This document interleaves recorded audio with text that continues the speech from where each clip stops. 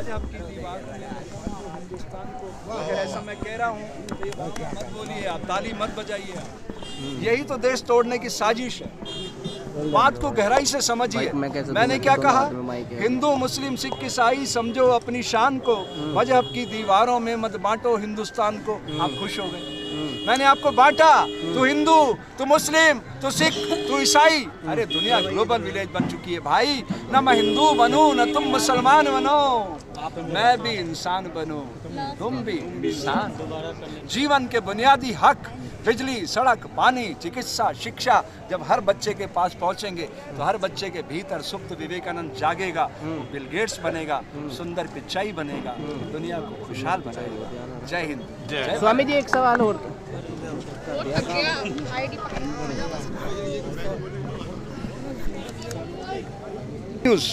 वाह। हाँ जी, सलाम वालेकुम भाईजान। क्योंकि वो कट पेस्ट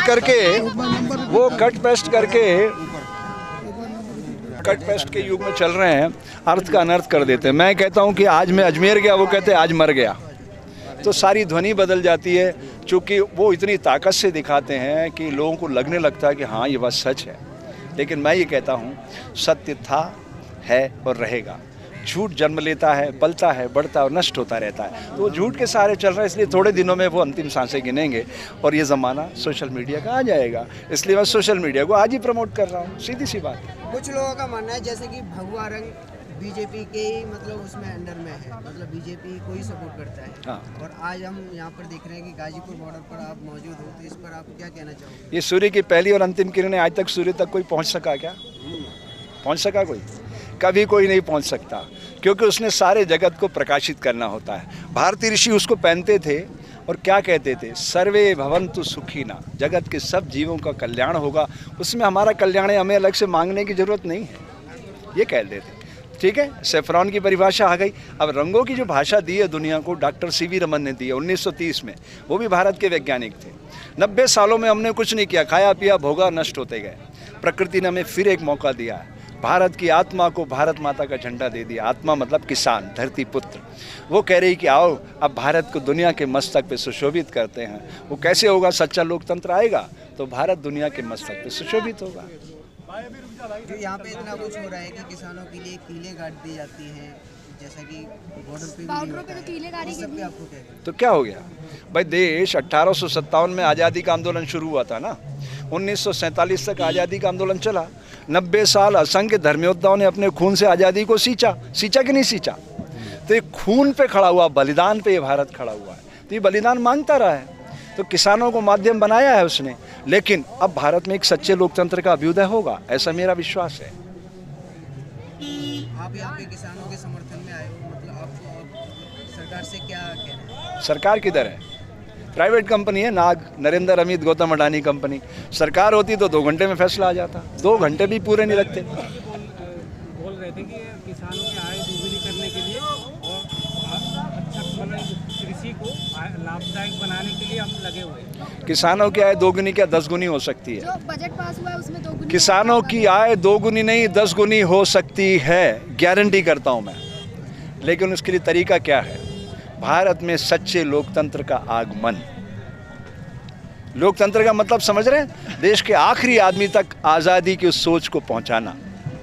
ये तो कमज़ोर करने में लगे हुए हैं। इन्होंने तो अंतर्राष्ट्रीय सीमा बना दिया, इसको दिल्ली के बाउंड्रियों को अंतर्राष्ट्रीय सीमा बना दिया। ये लोकतंत्र है? बताइए आप। नेट बंद हो रहा है ना? ये लोकतंत्र? आप इसे लोकतंत्र कह रहे हैं? ये लोकतंत्र का मजाक है। उस 299 लोगों की, महापुरुषों की आत्मा रो रही होगी जिन्होंने भारतीय संविधान लिखा था। भारतीय संविधान के 3 पिलर हैं: कार्यपालिका, व्यवस्थापिका, न्यायपालिका। कार्यपालिका आपके हमारे वोट से चुने गए जनप्रतिनिधि सरकार बनाते हैं, ओके। व्यवस्थापिका IAS IPS ये मुखौटा होते हैं सरकार का। जब ये दोनों गलती करते हैं, न्यायपालिका अंकुश लगाती है। इस बिल के अंदर पता है क्या हुआ? आप लोगों को ध्यान ही नहीं इस बात का। सबसे बड़ा क्राइम है ये, जिस पे किसी की निगाह नहीं है। किसानों को पता ही नहीं क्या हो गया। SDM और DC क्या होते हैं, मुझे बताओ आप। SDM और DC की कितनी औकात होती है इस लोकतंत्र में, समझिएगा आप। SDM सब डिविजनल मजिस्ट्रेट और DC डिप्टी कलेक्टर, इन दोनों को अपॉइंट कौन करता है? एक छोटा सा अधिकारी, IAS प्रशासनिक अधिकारी, ठीक है। प्रशासनिक अधिकारी को नियुक्त कौन करता है? मुख्यमंत्री। 2 मिनट के अंदर हटा देता है ना, उसको पसंद नहीं हो तो। तीसरा मिनट लगाता है क्या? और मुख्यमंत्री जिस पार्टी का, वो क्या करेगा? अपने पसंद के आदमी लगाएगा ना। अब अपने पसंद के आदमी लगाएगा तो उसका फैसला एसडीएम और डीसी किसके पक्ष में देगा? जो मुख्यमंत्री चाहेगा। अब मुख्यमंत्री, सारे मुख्यमंत्री को कंट्रोल कौन कर रहा है? गौतम अडानी। अरे किधर, ये मोदी की औकात है क्या गौतम अडानी के सामने? सारा पैसा उसने लगाया है। उस तंबू वाले को उसने इतना बड़ा बना दिया कि सारा कंट्रोल वही कर रहा है। ये गौतम अडानी 2000 में तंबू तानता था कच्छ में, भुज कच्छ में। ये जब से मुख्यमंत्री बना, इन दोनों ने मिलके, आप तो क्राइम रिपोर्टर हो, ये सबसे बड़ा क्राइम हुआ कस्टम के जरिए। दिल्ली एनसीआर में एक कमिश्नर पता है कितना पैसा दे के आता 2 साल के लिए? हिसाब मांगना उनसे। ये क्या करते हैं? मैं तो वैसे नॉर्मल देखता रहता हूँ। ये ग्रीन सिग्नल से जो सोना पार करवाते हैं, इनसे पूछना भैया 2 साल का कितना पैसा दे के आए हो सिस्टम में? इनकी बोलियां लगती है, समझ रहे हैं आप? थाना चेंज होता है तब भी इनकी बोलियां लगती है। दुबई से यहाँ सोना आता, 3 लाख रुपए का डिफरेंस है रेट में, दिल्ली में और दुबई में। 10 किलो सोना बॉडी में लगा के आता आदमी, एक कस्टम कमिश्नर के जरिए वो पास होता ग्रीन सिग्नल से, उसका पैसा लगता है। समझ रहे हैं आप? बाबा ये तो बहुत दूर की बात है। मैं वही तो बात समझाना चाहता हूँ कि लोकतंत्र लाना है तो ये सारी चीजत को रोकना पड़ेगा ना। किसान क्या मांग रहा है? Minimum support. कब मांग रहा है वो? जब वो धरती की कोख से फसलें लहरा के मंडी में पहुंचता है, उसके बाद मांग रहा है। ये क्या करते हैं? उधर माल उठा, इधर माल दिया, काम खत्म। इतनी देर में जेब माला माल इनका रोज। समझ रहे हैं आप? इसी कस्टम के जरिए इस गौतम ने खरबों रुपया हमारा आपका लूट लिया। किसके साथ मिलके?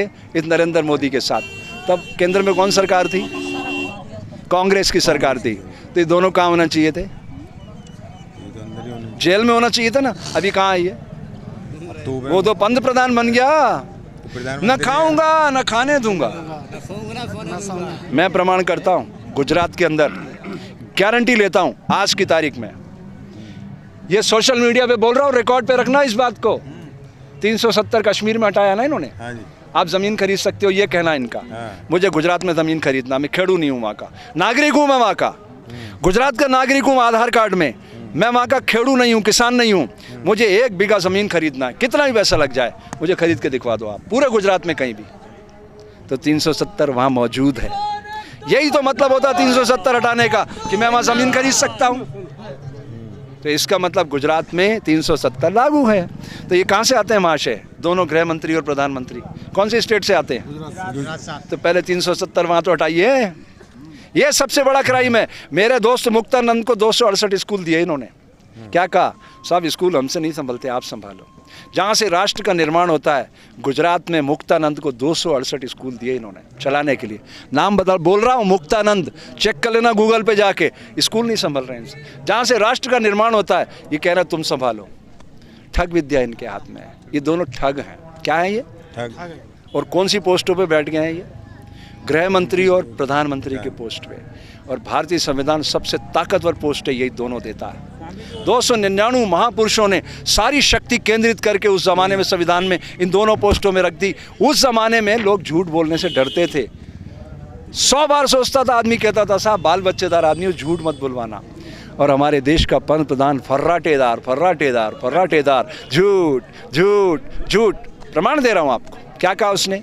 2 करोड़ बच्चों को रोजगार दूंगा हर साल। दिया? मेरे को कहा 15 लाख रुपए तेरे को दूंगा हर्षानंद, तेरा भी जीवन समुन्नत होगा। दिया? दिया? मेरे को 1,10,000 का कर्ज पे डाल दिया उसने। देश के हर नागरिक पर 1,10,000 का कर्ज है, राष्ट्रपति से लेकर भीख मांगने वाले तक। कितना? 1,10,000। 4.5 लाख करोड़ गौतम अडानी के इसने माफ कराए, एनपीए कराया बैंकों से। कितना? कितना भाई? 4.5 लाख करोड़ गौतम अडानी के, एक व्यक्ति के। किसान क्या मांग रहे हैं इससे? Minimum support price. गन्ने का पेमेंट 2-2 साल से नहीं हो रहा, 3-3 साल से नहीं हो रहा। तो आपको लगता है कि लोकतंत्र है? आपको लगता है लोकतंत्र है? आप क्राइम रिपोर्टर हो, इस रिपोर्ट को दिखाओ ना समाज को। मैं नहीं कह रहा हूँ, ये मैं नहीं कह रहा हूँ कि 4.5 लाख करोड़ एनपीए किया। ये राज्यसभा सदस्य बीजेपी का सुब्रमण्यम स्वामी ट्विटर पे कह रहा है। उसके अधिकृत ट्विटर हैंडल पे जाके चेक कर लेना। मैं नहीं बोल रहा हूँ, मैं तो ये बोल रहा हूँ कि वो नरबख्शी है। क्या बोल रहा हूँ? उसके दिमाग पे खून चढ़ा हुआ है। अनगिनत लोगों को उसने मौत की नींद सुलाया गुजरात में 2002 दंगों में। राइट और रॉन्ग? 2020 में दिल्ली में अनगिनत लोग मौत की नींद सो जाते, वो बच गए लोग क्योंकि दिल्ली में जागृति थी, इसलिए बच गए। तब भी 150 लोग तो मरे। आई एम राइट और रॉन्ग?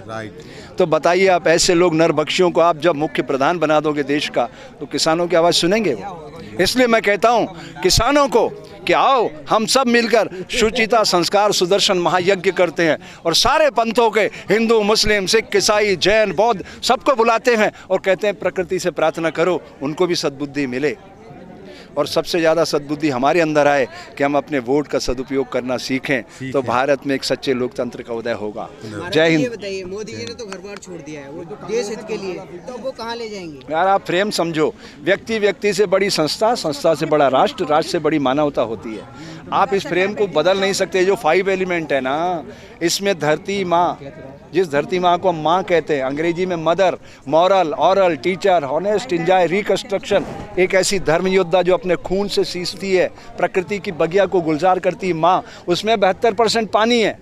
कितना? इस शरीर में 72% पानी है। कितना? इक्वल अमाउंट पर धरती और शरीर के भीतर एक रिश्ता है और ये रिश्ते को प्रकट करता है किसान। समझ रहे हैं आप? तभी वो धरती से फसलों को लहला पाता है। तो व्यक्ति से बड़ी संस्था है ये संस्था जो है ना, उस संस्था को वो खा गया है और संस्था से बड़ा राष्ट्र है ये भारत। हम सब मिलके बनते हैं। नागरिक दायित्व बोध का प्रश्न आ जाता है, नागरिक कर्तव्य का प्रश्न आ जाता है। नागरिक कर्तव्य क्या होते हैं? ये किसान दिखाएंगे, शौर्य, पराक्रम, वीरता, साहस और सेवा के बल पे ये बताएंगे कर्तव्य क्या होता है, तब अधिकार मिलते हैं और अधिकार इनको मिलेंगे।